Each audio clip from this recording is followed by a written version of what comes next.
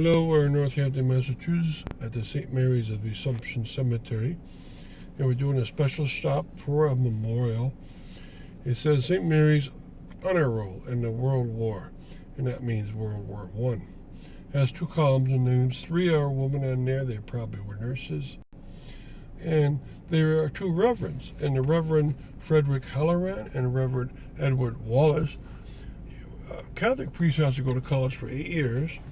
And then if they want to be a chaplain in the war, they have to go to a special officer school to be trained as an officer and as a chaplain in the military.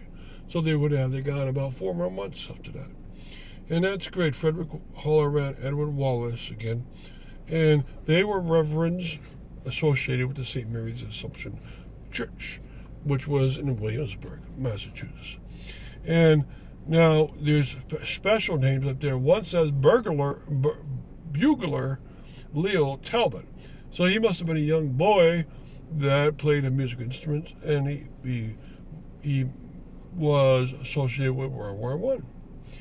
And then also you see 3 women's names: Anna Kearney, Mary Lenihan, and Eleanor Millen, probably nurses during the war.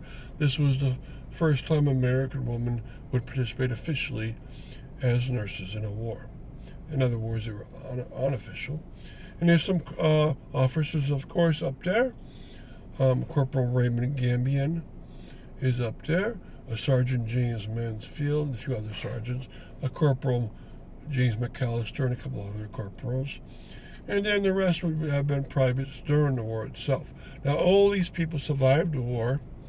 Now, this plaque was found at the rectory of the St. Mary's Assumption on an interior wall. And they didn't want to throw it out, so they brought it down to the cemetery.